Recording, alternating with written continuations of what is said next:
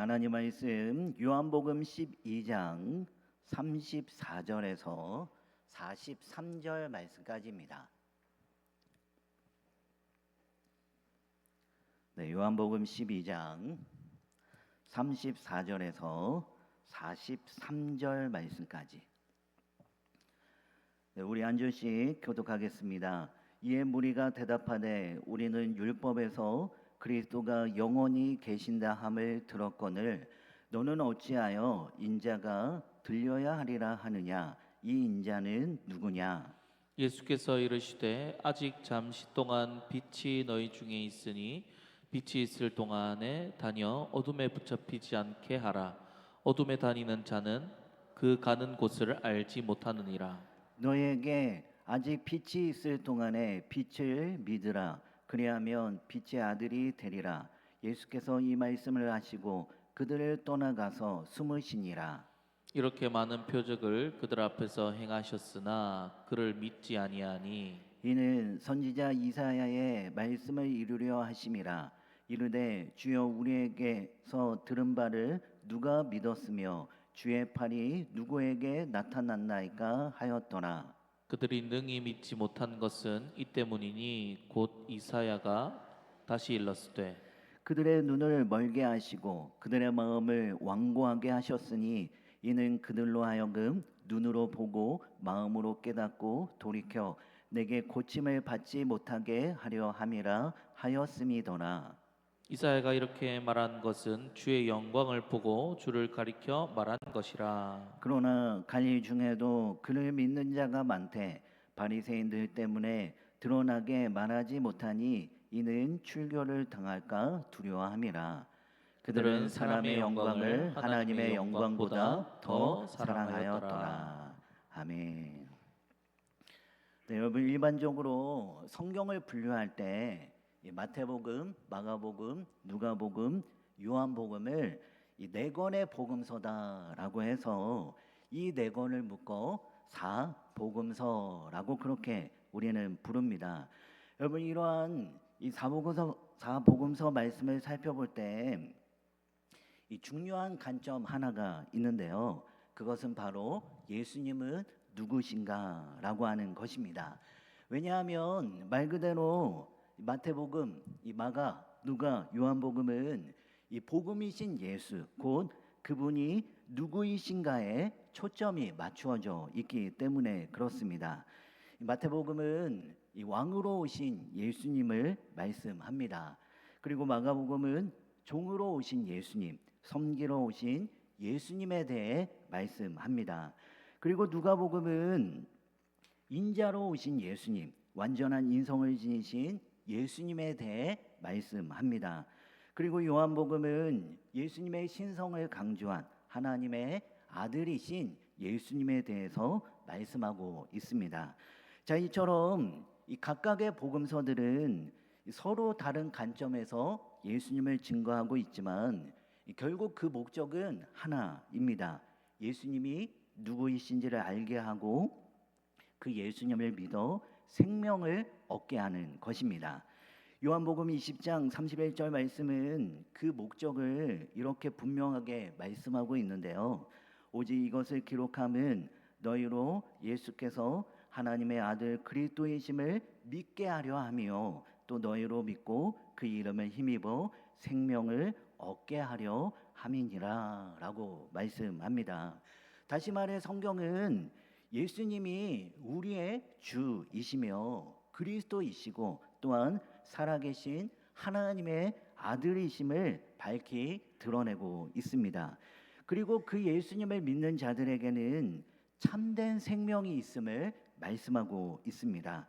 그런데 참 안타까운 것은 당시 많은 유대인들과 종교 지도자들이 그 예수님을 눈앞에서 보고도 예수님으로 알아보지 못했다라고 하는 것입니다. 그들이 예수님을 전혀 몰랐던 것은 아닙니다. 예수님의 말씀을 듣지 못했던 것도 아닙니다. 예수님께서 행하신 표적을 보지 못한 것도 아닙니다. 오히려 그들은 누구보다도 가까이에서 예수님의 말씀을 들었고 예수님의 능력을 보았고 또한 예수님이 누구이신지를 보여주는 수많은 표적들을 그들은 보았습니다. 그럼에도 불구하고 아이러니하게는 그들은 예수님을 믿지 못했습니다. 예수님을 눈앞에서 보고도 그분이 누구이신지를 그들은 깨닫지 못했습니다. 예수님을 예수님으로 알지 못했고 예수님을 예수님으로 믿지 못했습니다. 그리하여 결국 그들은 생명의 주인이신 예수님을 거절했고 또한 그뿐만 아니라 예수님을 끝내 십자가에 못 박는 자리에까지 나아가는 그러한 상태까지 이르게 되었습니다. 여러분, 오늘 본문에도 보면 바로 그 안타까운 모습이 나타납니다. 예수님은 자신을 빛으로 말씀하십니다. 오늘 말씀 35절 말씀에 보면 예수께서 이르시되 아직 잠시 동안 빛이 너희 중에 있으니 빛이 있을 동안에, 그러면서 이 빛이라는 말이 나오고 있는데요. 여러분, 여기서 빛이란 예수님을 가리키고 있습니다. 또한 36절 말씀에도 보면 너희에게 아직 빛이 있을 동안에 빛을 믿으라 라고 했는데, 여기서도 빛은 예수님 자신을 가리키고 있습니다. 자, 이처럼 예수님은 누구시냐? 예수님은 세상의 빛이십니다. 예수님은 어둠 속에 있는 세상의 소망을 비추십니다. 죄와 죽음 가운데 있는 우리를 생명의 자리로 이끄십니다. 길을 잃고 방황하는 인생에게 참된 길을 보여주시는 그분이 누구시냐? 바로 세상의 빛 되시는 예수 그리스도이십니다. 그렇다면 빛이신 예수님 앞에 선 사람들은 마땅히 그 빛을 보아야 했습니다. 그 빛을 믿어야 했습니다. 그 빛을 따라 그들은 어둠에서 나와야 했습니다. 그런데 안타깝게도 오늘 본 말씀을 보면 사람들은 빛이신 예수님을 보고도 예수님을 예수님으로 보지 못하고 빛 대신 예수님을 믿지 못했습니다. 예수님이 그들 앞에 계셨지만 그분을 그리스도로 알지 못했습니다. 생명의 빛이 그들 가운데 비치고 있었지만 그들은 여전히 믿음으로 나아가지 못했습니다. 그렇다면 왜 그들은 빛을 보고도 믿지 못했을까요?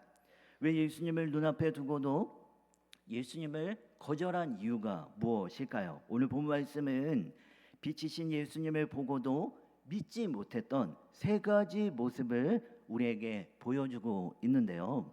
첫 번째로는 잘못된 기대입니다.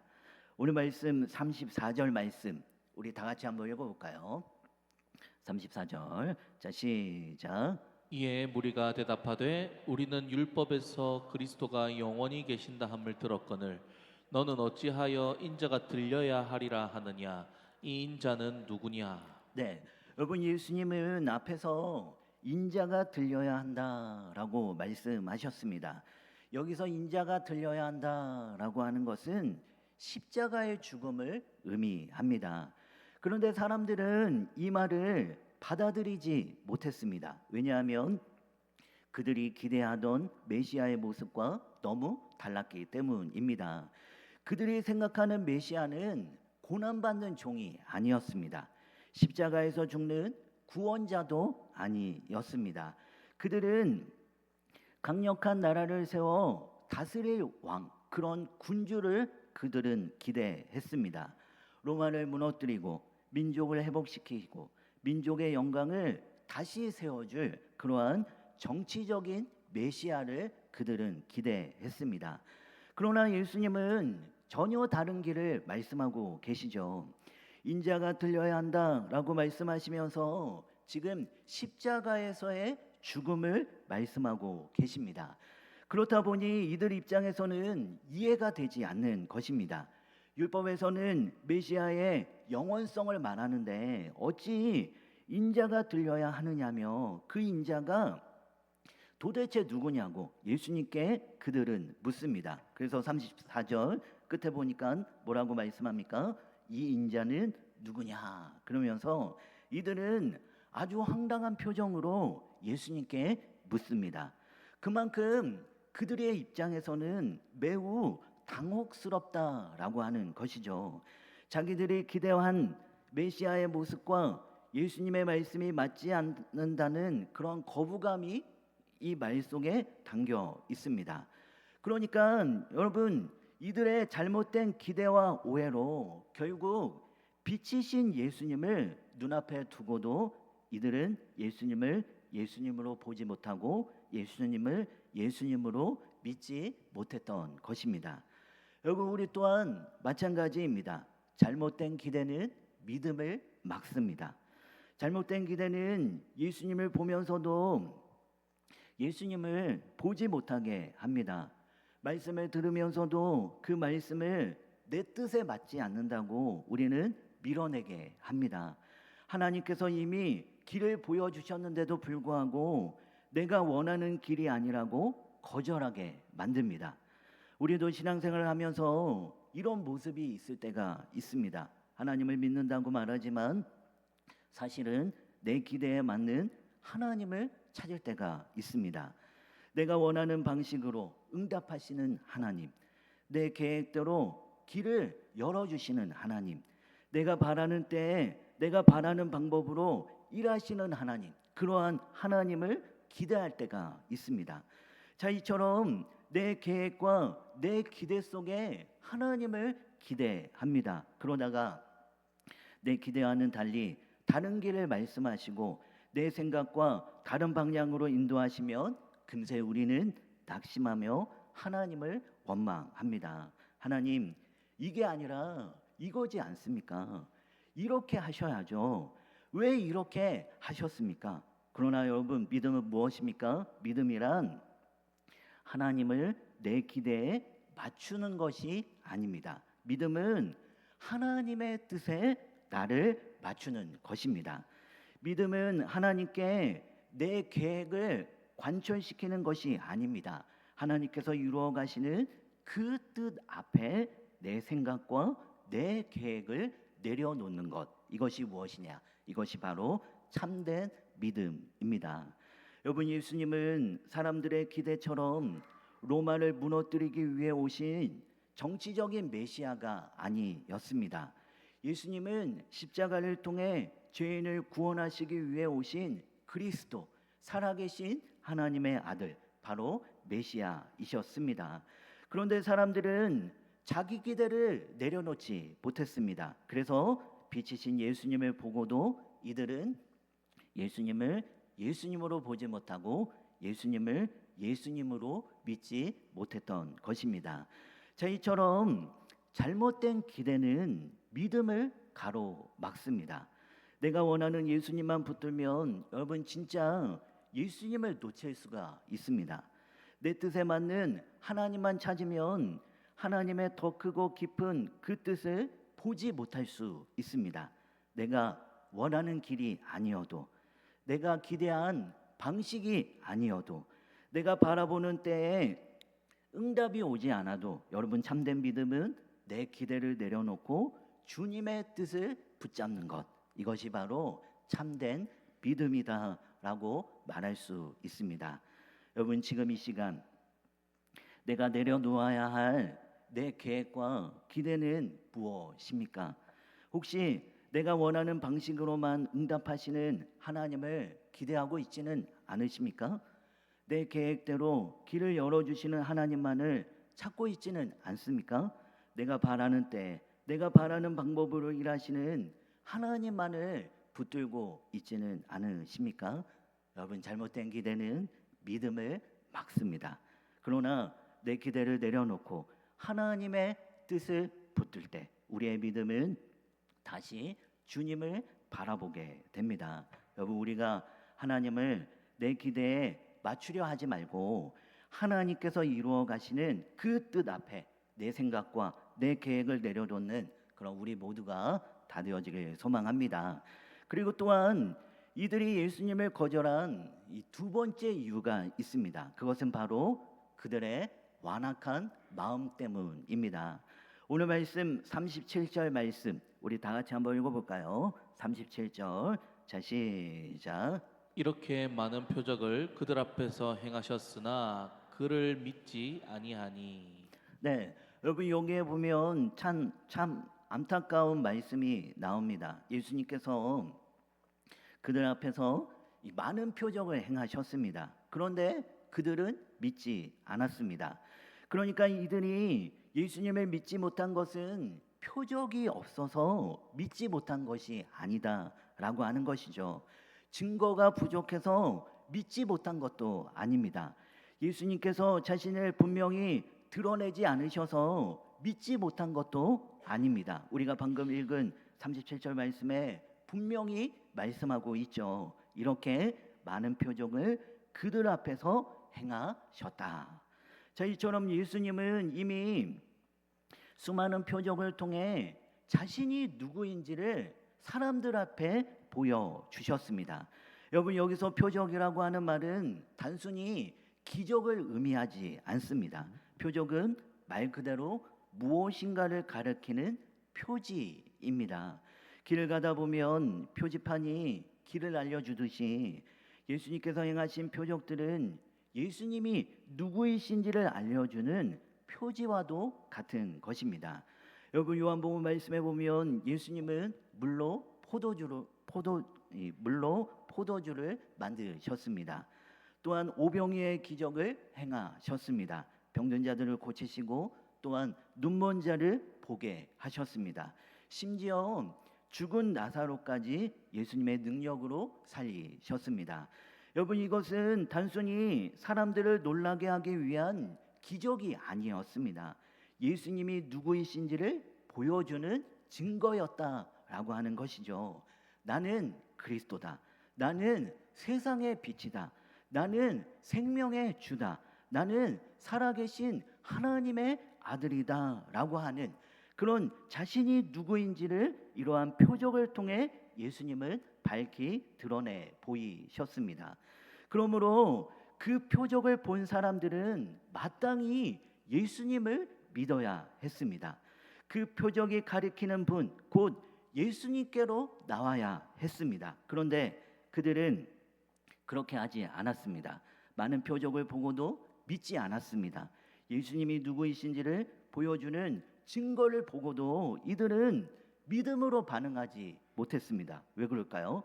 그들의 마음이 완악했기 때문에 그렇습니다. 오늘 말씀 39절 말씀에 보니까 그들이 능히 믿지 못한 것은 이 때문이니 그러면서 이사야서 말씀을 인용하죠. 40절 말씀에 그들의 눈을 멀게 하시고 그들의 마음을 완고하게 하셨으니 이는 그들로 하여금 눈으로 보고 마음으로 깨닫고 돌이켜 내게 고침을 받지 못하게 하려 함이라 라고 말씀합니다. 그러니까 예수님이 그렇게 자신이 누구인지 여러 표적을 통해 보여주셨건만 그럼에도 이들이 예수님을 믿지 못했던 것은 무엇 때문입니까? 그들의 심령 자체가 완악했기 때문에 그렇습니다. 자, 이처럼 완악한 마음은 믿음을 막습니다. 여러분 마음이 완악하면 표적을 보아도 믿지 못합니다. 말씀을 들어도 깨닫지 못합니다. 은혜를 경험해도 감사하지 못합니다.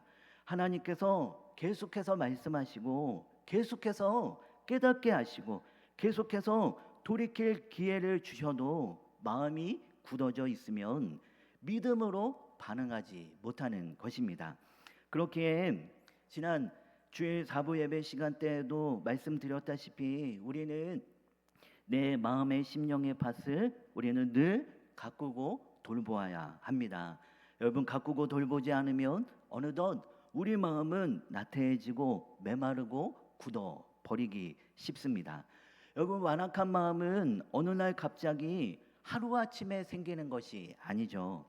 조금씩 굳어져 갑니다.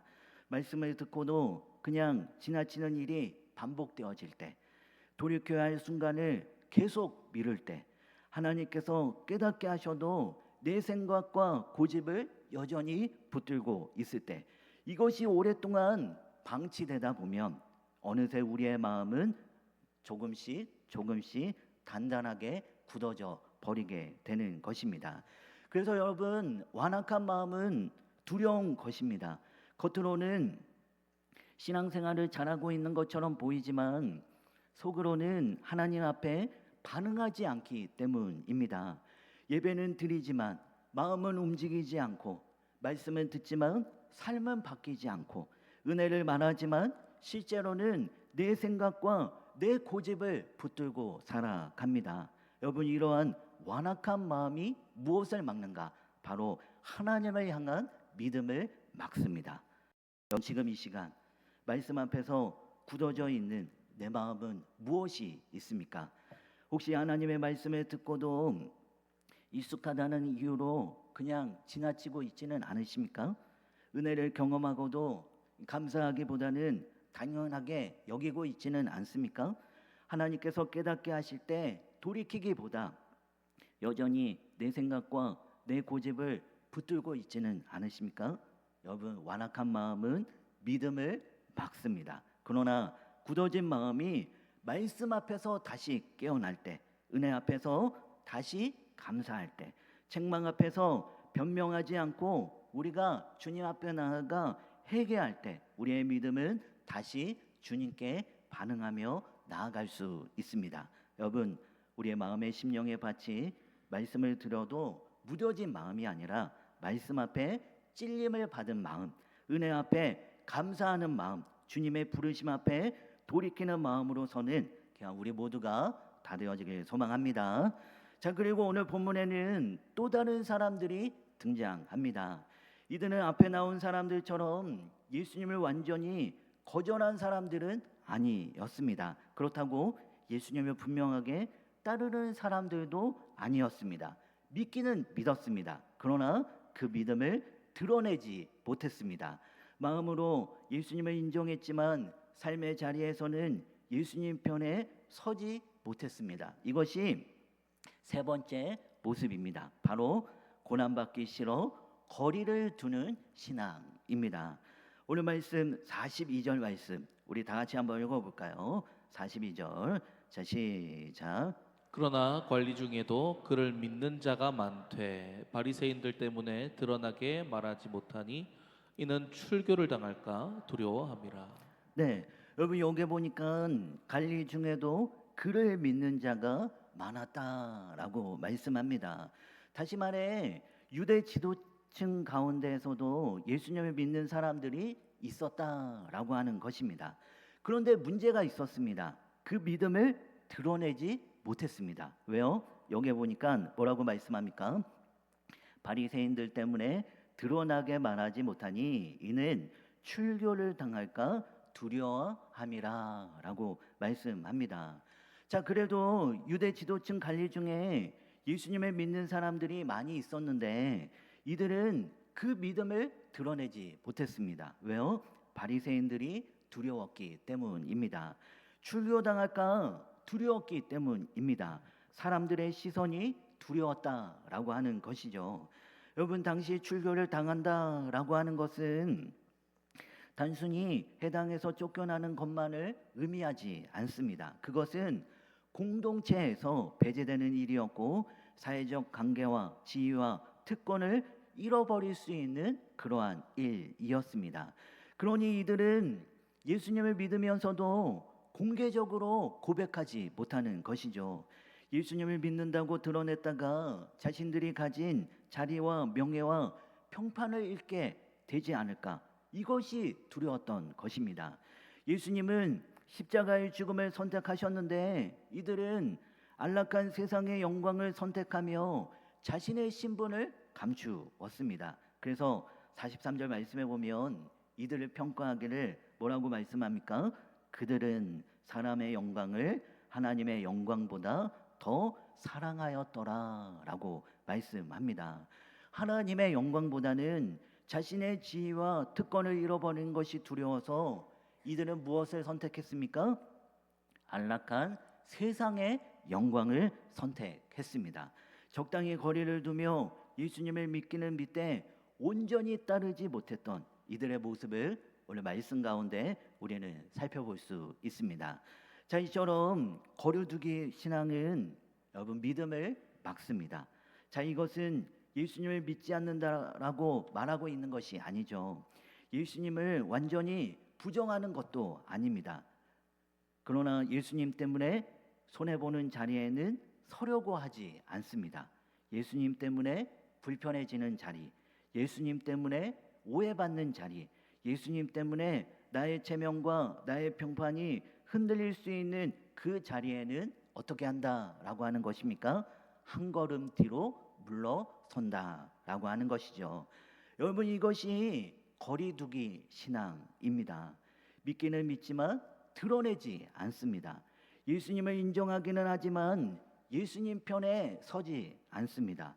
신앙은 있다고 말하지만 삶의 자리에서는 사람의 시선과 세상의 평가를 더 의식합니다. 우리 또한 마찬가지입니다. 예배당 안에서는 믿음의 사람처럼 보이지만 세상 속에서는 믿지 않는 사람처럼 살아갈 때가 있습니다. 주일에는 예수님을 주님이라고 고백하지만 일상의 삶에서는 사람의 인정과 세상의 기준을 더 붙들 때가 많이 있죠. 말씀 앞에서는 아멘하지만 막상 손해를 감수해야 하는 그 자리에서는 조용히 뒤로 물러설 때가 우리는 종종 있습니다. 괜히 믿는 사람이라고 드러냈다가 불편해지는 것은 아닐까? 괜히 정직하게 하다가 손해보는 건 아닐까? 괜히 신앙의 기준을 말하다가 사람들이 나를 이상하게 보지 않을까? 여러분, 이러한 거리두기 신앙이 믿음을 막습니다. 믿음은 적당한 거리를 두고 예수님을 바라보는 것이 아닙니다. 믿음은 예수님께 나아가는 것입니다. 믿음은 사람의 영광보다 하나님의 영광을 더 사랑하는 것입니다. 믿음은 손해가 있어도 또한 불편함이 있어도 어디에 서는 것입니까? 세상 편에 서는 것이 아니라 바로 믿음으로 주님 편에 서는 것입니다. 여러분, 지금 이 시간 내가 두려워하고 있는 사람의 시선이 있다면 여러분, 그 시선은 무엇입니까? 혹시 사람들의 평가 때문에 믿음을 숨기고 있지는 않으십니까? 내가 가진 자리와 체면과 평판을 잃을까 두려워 주님과 거리를 두며 삶을 살아가고 있지는 않으십니까? 하나님의 영광보다 사람의 영광을 더 사랑하고 있지는 않으십니까? 여러분, 거리두기 신앙은 오히려 믿음을 막습니다. 그러나 사람의 영광을 내려놓고 하나님의 영광을 붙들 때 우리의 믿음은 다시 주님께 가까이 나아가게 됩니다. 여러분, 우리의 믿음이 사람의 시선 앞에 숨는 그런 믿음이 아니라 오히려 밝히 드러내어 예수의 향기를 드러내는 참된 제자의 삶으로서 하나님께 영광 돌며 나아가는 귀한 우리 모두가 다 되어지길 소망합니다. 말씀을 정리하겠습니다. 여러분, 오늘 본문은 우리에게 참 안타까운 사람들의 모습을 보여줍니다. 그들은 빛을 보았습니다. 그러나 믿지 못했습니다. 예수님의 말씀을 들었습니다. 그러나 깨닫지 못했습니다. 예수님께서 행하신 많은 표적을 보았습니다. 그러나 믿음으로 반응하지 못했습니다. 왜 그렇습니까? 첫 번째로 잘못된 기대 때문입니다. 두 번째로는 완악한 마음 때문이었습니다. 세 번째로는 거리두기 신앙 때문이었습니다. 우리 또한 빛이신 예수님을 알고 있습니다. 예수님의 말씀을 듣고 있습니다. 예배의 자리에서 은혜를 경험하고 있습니다. 그럼에도 우리 안에 잘못된 기대가 있으면 주님을 온전히 믿지 못합니다. 우리의 마음이 굳어져 있으면 말씀을 들어도 우리 또한 반응하지 못합니다. 사람의 영광을 더 사랑하면 예수님을 믿는다고 하면서도 주님과 거리를 두며 삶을 살아가게 됩니다. 여러분, 지금 나의 모습은 어떻습니까? 혹시 내 기대가 믿음을 가로막고 있지는 않으십니까? 완악한 마음이 말씀을 막고 있지는 않으십니까? 사람의 영광을 사랑하는 마음 때문에 주님과 거리를 두고 있지는 않으십니까? 오늘 이 시간 내 기대를 내려놓고 주님의 뜻을 붙드는 그런 우리 모두가 되기를 소망합니다. 굳어진 마음을 내려놓고 말씀 앞에 부드러운 마음으로 서시기를 바랍니다. 바랍니다. 사람의 영광이 아니라 하나님의 영광을 선택하는 믿음의 사람이 되기를 소망합니다. 여러분, 우리가 빛을 보고도 믿지 못하는 사람이 아니라 빛을 보고 믿음으로 반응하는 사람, 빛을 따라 살아가는 사람, 빛의 자녀답게 주님을 고백하며 삶을 살아가는 귀한 우리 모두가 다 되어지길 소망합니다. 우리 함께 기도합시다. 살아계신 하나님, 빛을 보고도 믿지 못하는 사람이 아니라 빛이신 예수님을 믿고 온전히 주님만을 따라가는 자가 되게 하여 주시옵소서. 나의 잘못된 기대를 내려놓고 주님의 뜻을 붙들게 하여 주시옵소서. 내가 원하는 방식, 내가 바라는 때, 내가 정해놓는 계획만을 붙드는 것이 아니라 하나님의 뜻 앞에 내 생각과 내 기대를 내려놓게 하여 주시옵소서. 완악하고 굳어진 나의 마음이 있다면 성령의 은혜의 담비로 우리의 마음을 부드럽게 하여 주시고 새 은혜로 우리를 새롭게 하여 주시옵소서. 사람의 시선이 두려워 혹은 고난받기 싫어, 또한 세상의 미혹 가운데 세상의 헛되고 헛된 것을 선택하지 않게 하여 주시고, 손해가 있어도 주님 편에 서게 하여 주시고, 불편함이 있어도 믿음의 길을 선택하게 하시며, 어디서든 예수의 향기를 드러내는 삶을 살아가는 참된 제자의 삶을 살아가게 하여 주시옵소서. 감사드리오며 예수님 이름으로 기도드리옵나이다. 아멘.